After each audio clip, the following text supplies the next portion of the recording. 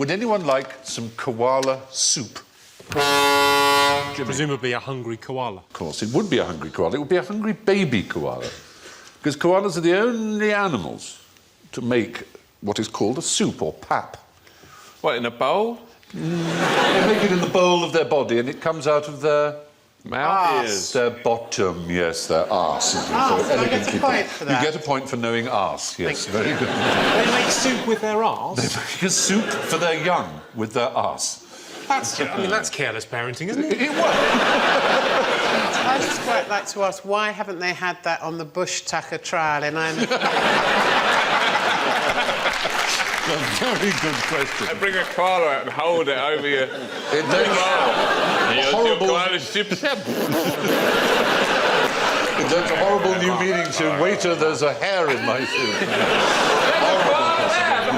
There you are. They're not koala bears, they're not bears. Well done, they're not bears, They're are they? marsupials. Yes, what are they most closely related to? Kangaroos, The fish. other A marsupials. wombat, in fact. A wombat. Although They're wombats, brothers and sisters. Wombats don't have soup, they have cubicle feces. Do they? Rather oddly, yes. Little dice. Cubicular? Cubicle. He can't get that leaf down. Look, he's been chewing it for 10 minutes. Well, no, isn't that because he's eating the leaves of the eucalyptus tree? He is, which indeed. Acts as a powerful hallucinogen on the koala. So a lot of the time they're just saying, yeah, whoa.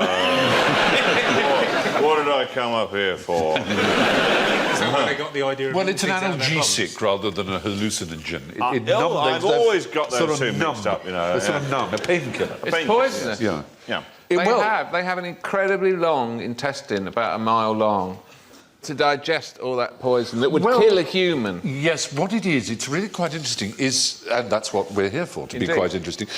They can tell, which scientists can't, the age of a eucalyptus leaf. It has to be between a year and 18 months. If it's any younger, it has no value whatsoever to them. They sleep for 20 to 22 hours a day. 22 hours a day. I've got to give you 2 points for that. You're absolutely right. I won a night out with a koala. Yeah, when we were out all night. We went to a restaurant and to a club. all-nighter. What do you have? Soup of the day? What do they drink? What did your koala drink? Beck's. Why would I stick my finger up your bottom if you couldn't name 7 bald men apart from Yul Brynner? That is one of the oddest questions I've ever asked anybody. I can name 7 bald men easily. You can. Well, then I won't have to put my finger Well, up your Ross bottom. Kemp, and then Ross Kemp. Kojak, and Kojak, Telly not him. Savalas. No, you can't mention him yet. Doesn't Gold- Kojak and Telly Savalas count as two? Blofeld. No, that's Blofeld. That was, yes. That's 3, and I'm actually now struggling to name any more. Well, I may have to put my finger up your bottom. Duncan Goodhue. Did you have Duncan Goodhue? Duncan Goodhue would count as bald. famously Yeah, bald. Matt Lucas. It's not... Yeah, Matt Lucas is pretty We're bald. terrified. We've got to get I'm not going to put my finger you were up going to blow any of your smoke up bottoms. my arse, I wouldn't be playing. That guy over there is I don't bald. think Yeah, you've he named does. him, I have thought you? you meant you wanted me to put my Is finger... this so Fellini. if you... Willie Thorne! Sorry. Where will he thought? It's very good. I know you're supposed to put your finger up the dog's bum if it's biting you and won't let go. I didn't know that. I didn't know that. Yeah, bull terriers, dogs like that. Because Right. their jaws lock, the only way you can make them release it... Well, Finger up the bum. OK. Well, no, you can use a stick or other implement. It doesn't have to be... The dog doesn't go, is that a pen? I'm not releasing it. It doesn't...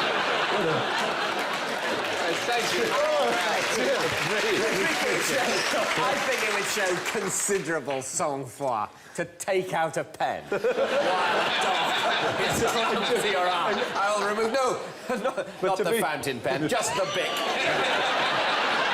But to be fair, the dog, in my scenario, is also a talking dog. Right? So that's true. To do, go, you've been on your holidays. Well, the thing is... Oh! Go! Well, he always A joke, and you go... Oh! Yeah, there you are. OK, good.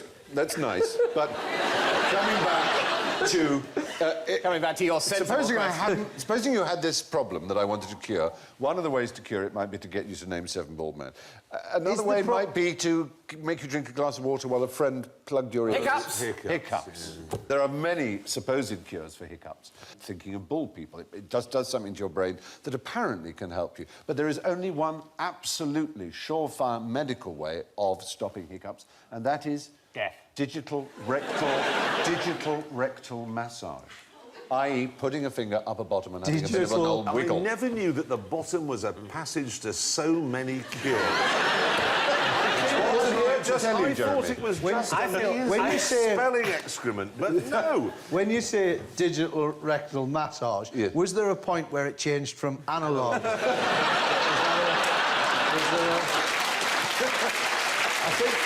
remember because I think there was a big campaign on the TV at the time. Yes. And they were going... People going, oh, no, it's not a very good signal. It's not as warm. Get up on the roof and adjust the area. I'll tell you what... Hurry up. I'll tell you what, I can't wait till 2012. It's somehow colder, isn't it, the digital? It's not as warm as the analog. Yeah, but it's a lot more vivid. It is more vivid. What's this little frog doing? What's this chap up to? Wow. It's practicing first position? What's going on in the background? He's trying to build up his nerve and to jump into that gushing stream. No, He's just going, I can do this. He's facing the other way. I can do this. Is he fishing? Is he catching things in his webbed? I was thinking maybe there was a plane load of frogs trying to land.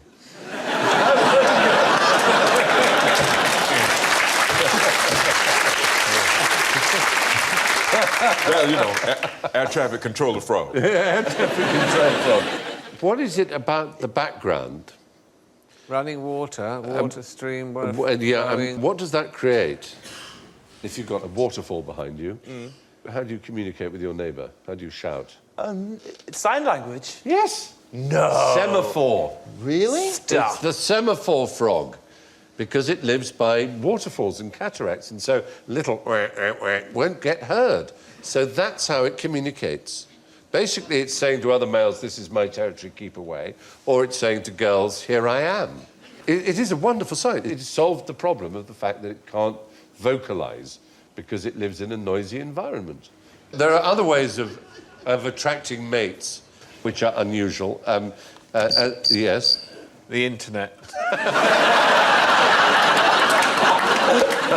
If only you'd said what you often call the internet. What do you sometimes call it? The interweb. Yes. Web spiders. Spiders, yes. Spiders make webs to catch prey so they can survive and thrive. But there's a particular breed of spider.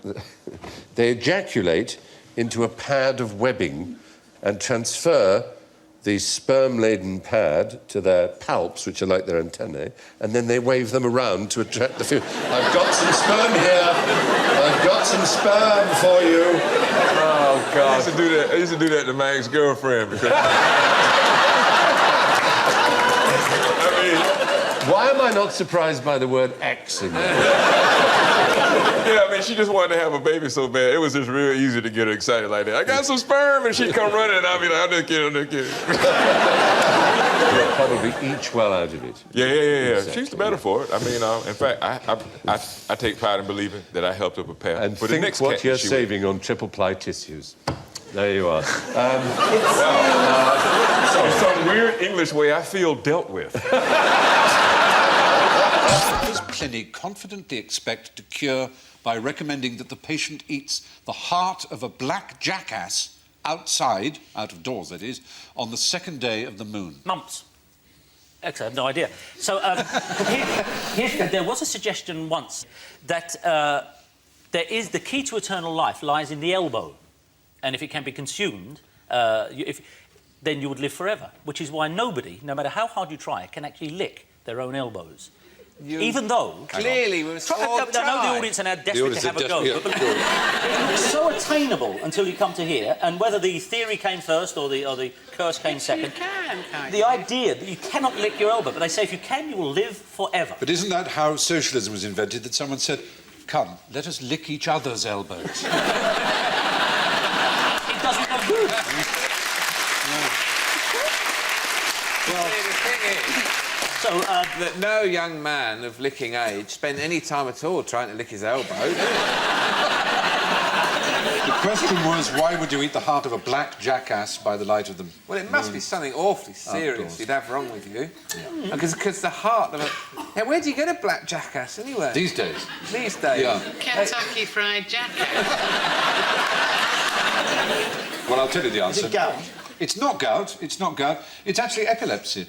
Although he also prescribes for epilepsy the consumption of lightly poached bear's testes, a camel's brain, dried and taken with honey, or in extremis, a draught of fresh gladiator's blood. He doesn't mention Tegretol then. No. Is that the specific that you favour? Yes, it is. That's a specific drug for epilepsy. Do you have epilepsy yourself? No. No, but you know those who do. She knows loads about drugs. Does she? Yeah, because she's a nurse. And a drug Of course addict. she would. The world's cheapest cheapskate. Was it Diogenes the Cynic? Wow. Oh, you've seen this show before, haven't you? Well, oh yes. I think you're slightly aroused.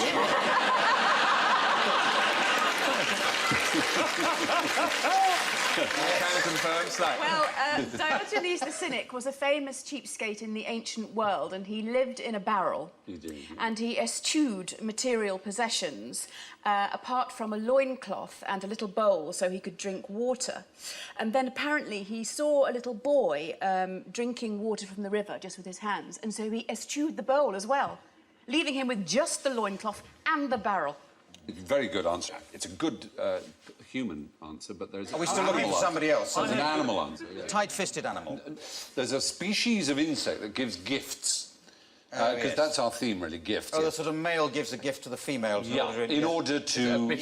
To mate, yes. So, yeah, and it's particularly prevalent amongst males who are afraid of being eaten by their mates. Oh, things like... to distract them. Praying mantises and things like that. Yeah, insects and flies of various kinds. The black widow spider. Well, the spider famously does that, hence the name, obviously, the black widow, because it eats... Terribly exciting and erotic, isn't it? The idea that you've got this huge female you're trying to have sex with, you give her a gift, and if it's the wrong gift, she'll eat you. Yeah, it's ultimate, isn't it? Well, you must have a film like that in your collection. Yeah, no, you get that with sort of, you know, you brought back KFC, she goes, no, I wanted Nando's. She's livid, you're out. Yeah. Well, there are these flies called the dance flies, and they are often the gift is wrapped in silk or in a balloon formed from the male's anal secretions. I'm sorry, but What? Wow. Hey, that's just what I wanted, darling. I heard a great story recently about someone being on a date with a guy, and he leaned over to her plate, took a massive bit of her food, look, without saying anything, and ate it. Did it again like 30 seconds later. Did it again for the third time. And all she said was, what are you doing? And he said, I'm paying for it, aren't I? Wow. Magnificently cheap On thing. so many levels, that is just... wow. Staggering. How would you like to spend 2 weeks lying on a pile of parrotfish droppings covered in phenyl benzimidazole, sulfonic acid? Does that sound like a good... Is that sun cream? Oh, very good. Excellent. Excellent. So, that may not be such a bad thing after all. So it's lying on a beach covered in sun cream? Yes, most people would like it, but parrotfish droppings is a very special kind of beach, the kind we'd most like. White sand? White sand, soft white Coral Island sand is parrotfish droppings. It's called a parrotfish because it has a beak, like a parrot's beak, and it scrapes away and eats at coral, and it excretes this white sand. And each fish will excrete over a ton of it in a year. Good And there are lots of them. And that builds up as the white soft sand that is the particularly prized sand of such a beautiful island as that, for example. Each fish excretes a ton of... Yeah. What? Yeah. What, a Single little parrotfish like It's that? not- yeah. Every single day it's eating it. It's a ton a It's year. eating. A ton of... Well, I suppose, yeah, you're pushing out. Constantly... So how much does processing. the average man excrete in a year? I don't know, I'm looking at you. And why did you know that? I'm afraid I don't Your know. classical education has failed you again. Stephen knocked that up in an afternoon. The average man will excrete the Isle of Sheppey. By lunchtime. And the sun cream? What's the maximum sun protection factor, the SPF you could... 50, isn't it? 50. 50. What does it mean when it's SPF 50? It means you can stay 50 times as long in the sun as you really- would do if you would say, for example, the sun was so hot you were going to burn in 1 minute. Yeah. If you put that on, you can stay 50 minutes. Yes, that's right. Or if That's you the put it thing. on in England, you could stay for a lifetime. What does Roland the Farter do for a living, however? Yes, Bill. He was a sniper. He was rubbish at it. All right, I've got him in my sight. Oh, no, I've been rumbled again. Abort! It's not funny, is it, farting? Well, I happen to agree with you there, Jeremy, but apparently Henry II thought it was so funny that he granted Roland the Farter 30 acres, and his payment was that on Christmas Day he had to jump about and fart. I really don't like the smell of farting, the noise of it. Well, no, the smell can be quite It isn't funny. My dog used to fart, it was hilarious. I mean, he was a jester, licensed jester. He was called Roland the Farter, and he got a lot of money for his farting, a lot of land, because it amused Henry II. A friend of mine was in a very small shop recently, and the guy went to the back of the shop to get something for him, and he did a very big fart, and he was extremely embarrassed, and he thought, what can I say when he got back in? So he went, oh, someone's having their breakfast, and this guy went, you're right, that's lovely. Well, it's that guy, isn't there? There's an act, isn't there, Mr. Methane, who just makes his living from, farting various... Farts on demand. Yeah, tunes and stuff. Farts tunes. And who was the original of that? Do you know? Le Pétomène. Le Pétomène. Yes, Yeah. who was a French... Wasn't that silent? A silent No, he fart wasn't is no silent, funny. Le Pétomène. Oh, was he post... That's music coming out of his arse, if you see behind him. Sarah Bernhardt, who was the most famous actress of the late 19th century in France, was paid 8,000 francs a week. He was paid 20,000 francs a week. He was the biggest star of his day. He would have an enema every morning, so as to be pleasant to his audience. He actually breathed in through his arse. He could smoke a cigarette with his arse. And he would do imitations. He would do a ripped sheet, a nun, a bricklayer, all these things. Nun? Yeah, apparently. Yeah. You do a nun farting. Yeah, how a nun would fart. What is it that burns when you set fire to your farts? You want someone to say methane, don't you? I'll say it. No, I really thought it was methane. Yes, everybody thinks it's methane. No, most human beings do not produce methane in their extrusions. It seems that we produce about 3 pints of wind a day. Released... Pints? Yes, pints. It's measured in pints. Released in 10 to 15 individual episodes. You get a box set as well. It's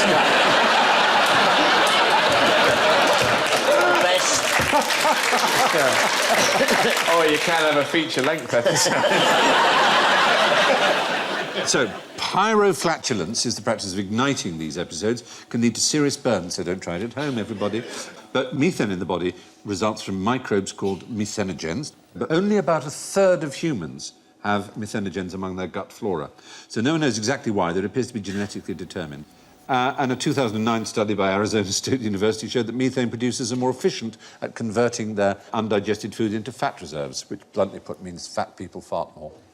The major components of flatus... The major components are all odourless. The distinctive aroma is caused by skatol, indole and hydrogen sulfide. During the Great Plague of London, doctors recommended patients store their farts in a jar and then, when they were feeling unwell, smell them. And apparently this would help. Anyway, it's usually hydrogen, in fact, that's lit. But so, as I always say, better out than in. Definitely. A bit like Simon Cowell in a lifeboat.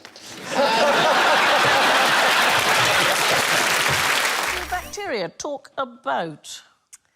Is it Love Island? Other bacteria who aren't in the room. I love it when, by complete chance, you're correct. So they are communicating about where the other bacteria are. It's something called quorum sensing. They actually emit and detect each other's chemical signals, and what they basically do is they take a head count. to see how many bacteria there are, and they base their activity on how many bacteria they have detected around them. Like a fight, like there's 10 of us and 4 of them. It's like the army gathering and going, right, we're ready to go over the top now because we've got enough. Lots of bacteria that cause human diseases, so cholera, pneumonia, staph infections and so on, and they use quorum sensing, so they wait harmlessly inside us until they agree that there's enough. And then they go. It's a bit like social media, right? So one person tweets, but then it is repeated and repeated and repeated until it goes viral, and you have enough to make it a story for a lazy journalist. It was very first observed in the 1970s. There are some bacteria called Vibrio fischeri, and they live in the bodies of the Hawaiian bobtail squid. Isn't that beautiful? Wow. So the squid gives them accommodation and sugar and amino acid for food, and in return, the bacteria gives the squid the most ingenious defence mechanism by glowing all of them all at once and generating bioluminescence. So the squid is able to control this light, which is created by all these bacteria living there, and basically any potential predator that is looking up at the squid will think it's looking at the moon, because the squid can point this light downwards. Isn't it clever? I know. So it's working with bacteria. In order to do this trick, it's called counter-illumination, and the squid can even use its ink to dim the lights. And it's useless for the bacteria to glow unless there's enough of them. That seems like a really fair payment. Yeah. You get that incredible party trick just from getting some Like, if I got that every time I'd had thrush, I would... I am so in love with the idea of getting thrush and suddenly being bioluminescent. Yeah. It would definitely be literally the silver lining. Yes.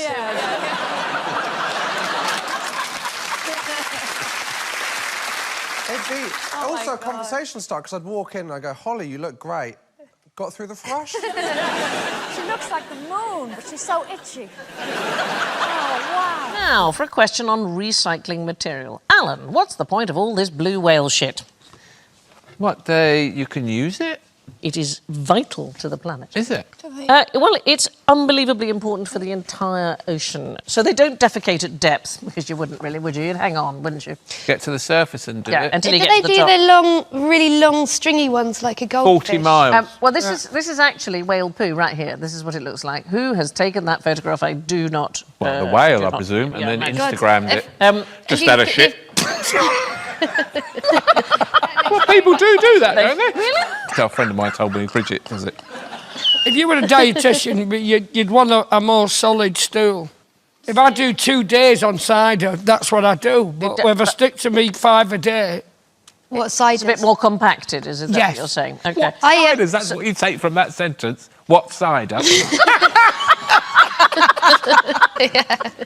Whales need to conserve oxygen, so they shut down lots of processes when they are down at depth, and that includes digestion. And when they get to the surface, they release what can only be described as a fecal plume of buoyant excrement, but it is incredibly nutrient-rich. It's absolutely full of iron. It's a concentration 10 million times higher than the surrounding water, and this acts as fertilizer of phytoplankton, which photosynthesizes, and in doing so, it absorbs enormous amounts of CO2, and it produces between half and 90% of the Earth's oxygen. So most of the oxygen that we are breathing is made by plankton, and the plankton need whale poo. Have we got enough blue whales? We don't have enough blue whales. The IMF has actually put a figure on them, and one of the reasons that it's not just the poo, that they accumulate carbon in their bodies, and when they die, they sink down to the bottom of the ocean, and they take up to 33 tons of stored carbon with them. So that's the equivalent of 600 trees photosynthesizing for an entire decade, and that's locked up in the corpse on the ocean bed for hundreds of years. So the IMF did this thing. They had a look at how much are they worth to us, and each whale is worth about $2 million American dollars. So the current stock of whales is valued at $1 trillion US dollars. But it's just so interesting how it works within the ecosystem. Also, as they sink to the bottom, they feed almost everything that's in the ocean. Is there not an argument then to dispose of human bodies like that? What, just chuck them in the sea? Take everyone who's died out to Mariana Trench and just sink them, let them be eaten by all the, whatevers. Right. And then all the CO2, we just do all that. Yeah, I don't know how we would sell this in the funeral parlour on the corner of the high street as a plan. Oh, I'm up for it. OK. What is the most useful organ of the body? I'm going to give you a clue. OK. It begins with a P. Penis.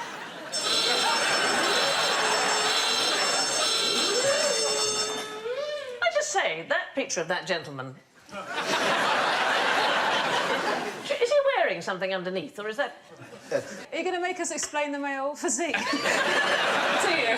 Perineum. Perineum is very good. It's not an organ on its own, it's an area. Just time we're getting with pee on the body, Pascal? Yeah. How about a paunch? Paunch? How is that useful? I always felt a bit sorry for people who've not got a paunch. Yes. Nowhere to I mean, put if your you're reading beer. in bed, you can rest your book. Yes. And actually, it's really important for dancing. Why? My dance partner from Strictly Catch You was on the show this year with a thin person. Right. And they gave her a very bad back. Because she was always leaning in, trying to find him. Right. Whereas I was... Readily available. Always at all times. Bang! I'm going to give you an extra point. That was why so many professional dancers approach me in nightclubs. If I dance with you, I live to be 100. Sure, a paunch can so easily lead to crying on your own. If not managed properly. Yes, that's so true. I think you've curated yours very well. I haven't created it, I've just mismanaged it. It's like, you know, when the Woodland Trust will sell you a forest. Yeah. And then it gets a bit overgrown. Right, so what I'm looking for, we've all had one.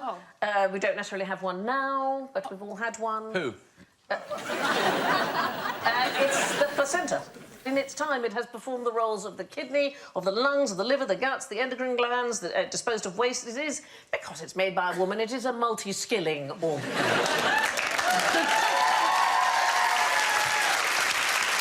And it's also a superfood. Well, it's not scientifically proven, No. the whole eating the placenta thing. It's very trendy. The idea is that it is full of proteins, it's done all these things, but it's waste matter. Do you know who eats placenta in the world? Idiots. Idiots. Can you combine it with anything else? Well, yes, you can. There are recipes. And I have some advice for preparing a placenta if anybody's interested. Clean it. First by draining all the blood, then rinsing it until it's pink. Then you'll have to cut away the umbilical cord and membranes. Once it's prepared, it's no different from something you'd get at the butcher's, so go ahead, roast, steam, sauté, flambé, whatever the culinary winds take you. Add herbs or garlic, if So you like. essentially, it's like fish fingers. You don't really often wash the blood off fish fingers. I do, but quite often I've fallen over before deciding. The only tribe that actually routinely eats the placenta are affluent people in the USA. In fact, the Royal College of Midwives says there is absolutely no evidence that it does you any good whatsoever. So it's total trendy garbage. Generally, it's a stupid idea. I'd be more concerned because it's not readily available on the shelves. Right. If I ate it once and it became the food for me. Which made you change? Yeah. You know, I don't want to end up in a conversation going, oh, I'm not keen on Tesco's. Yeah. You know, I don't think theirs has been corn-fed. Just following, where can I get a placenta that I'm happy? A free-range placenta. Yeah. Let's have a happy life. I'm worried you'll be following heavily pregnant women around, just with your hands out, waiting. You finished with that? You finished with that now? Smells like a cucumber, but doesn't look like one. Oh. My feet. Seriously? Have cucumber-smelling feet? Yes. I believe my feet are probably potentially the most attractive part of me. I mean, they're gorgeous. I'll tell you what. They are lovely. Susan, you want to be careful saying this on a show. Yeah. People will message you asking for pictures of your feet. Do you know something, Maisie? Here's a real thing. There's an internet site where people can look at, like, pair-over pictures of celebrities' feet. Seriously? And my feet are on that. Sure. And do you know what? And I know that because I've got a tattoo on my foot. It says, I love Grimsby, so I know that's my... Your feet have a tattoo that says, I love Grimsby on, and you're saying they're the best bit of your body. You see your other tattoos. No, they're size 4. They're really attractive. Size 4? What font size is this tattoo? I'll tell you something. I'm actually actually not a size 4, Maisie. I'm actually a size 3. But if I wear a size 3, my trousers go over my shoes and it looks like I have no feet. So I wear bigger shoes. Clown shoes. Can I just say, I feel the room is going to begin to demand to see Susan's feet.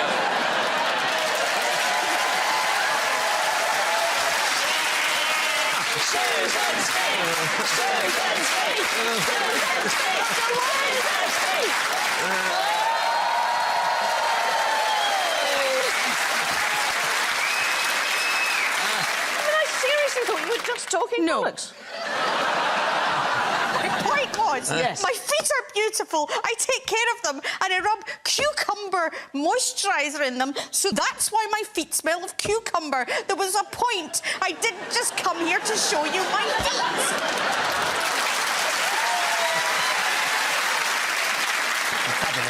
Right, so cucumber is one of 16 things that you do not want your olive oil to smell like. You shouldn't be having your olive oil like that.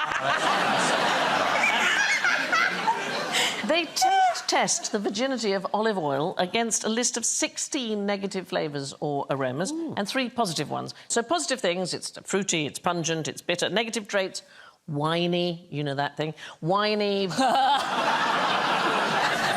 One of the things you don't want as well is if your oil smells of cucumber. It means it's been stored for too long in an airtight container.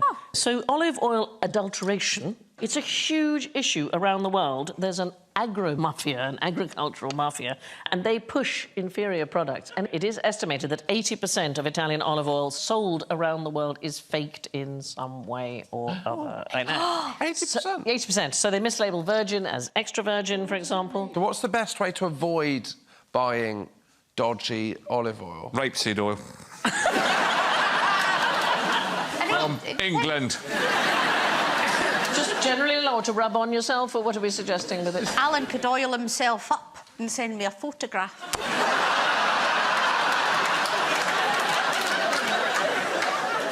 What is happening?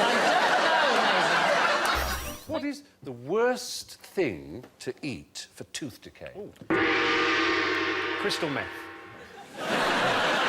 There is some truth. Certainly, crystal meth addicts have appalling teeth. Have you seen the ad for crystal meth? No. It doesn't make me want to do it. Ad against it, surely. Oh, is it? That explains I think so.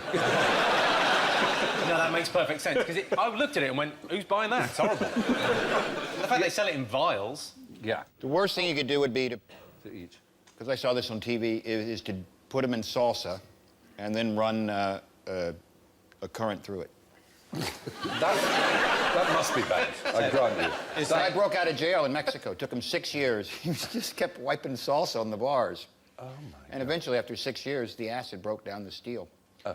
And then they went, it was that Mythbuster show. Oh, wow. And then they ran a current through it, and it just happened in days. Gracious, how brilliant. So you wouldn't want to do that. If your teeth were like iron bars. I would just say don't run a current through your teeth. No, that's a good full stop. You're right, you're right. I know, it's not going to be sugar, is it? You're trying to make us say sugar. The point is, there's something worse than sugar. Sugar is quite bad, but the thing about it is it dissolves quite quickly in your saliva and is out and away from the teeth, whereas potato starch is just about the worst thing because it hangs around in the teeth much more than sugar. Crisps are a particularly bad thing. There are bits of them stay up and you may think, oh, well, at least it's not sugar. It's not like having an opal fruit stuck in there, but actually, it's really bad. Do you know having gum disease doubles your chance of coronary artery disease?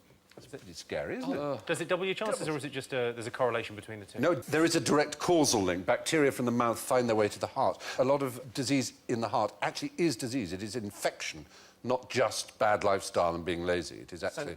you can get a virus, in the heart can kill people very commonly, or bacteria. So flossing is good for your heart? Yes, that's a good thought, isn't it? How about that? Well, they don't try and floss your heart.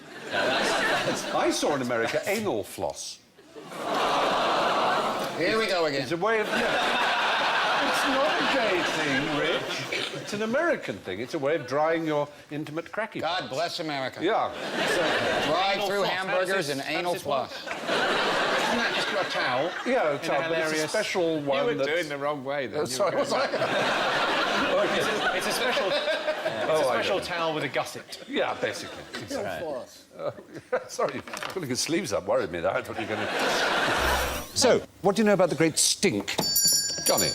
In 1858... Yes? Parliament in this country was trying to be held, and the smell of crap coming from the Thames was so appalling that they tried to get round it by hanging curtains dipped in lime. That's right. But it was still pretty terrible, as you can imagine. And so then they had to turn to the man whose descendants eventually invented Big Brother, Bazalgette. The Great Stink was in 1858. Yeah. I'd love to have been in Parliament that day, wouldn't it be great? Yes. And I put it to the honourable member that he who smelt it dealt it.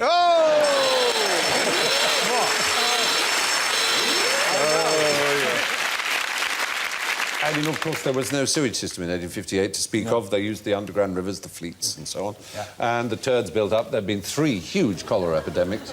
1% of all the population of London had been killed in cholera. Is cholera a smelly thing? No, but it goes where smell is, and that's the point. At the time, everybody believed it. Even the most senior doctors believed that disease was spread by smell. Exactly. I still think that. Well, indeed, a lot of people do.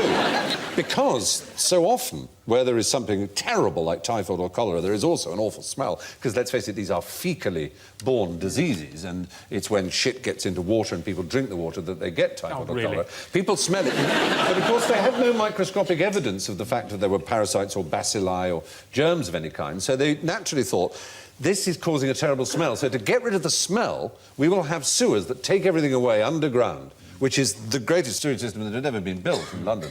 Miles, thousands of miles of drains. The embankment was built there in front of us and next to this studio. Putney Bridge, many other bridges, huge pumping stations, vast areas of London. It was the biggest civil engineering job ever undertaken by this man, Joseph Bazalgette, whose great-great-grandson, oddly enough, now runs Endemol and is busy pumping shit back into our homes. But that's another matter. Thank you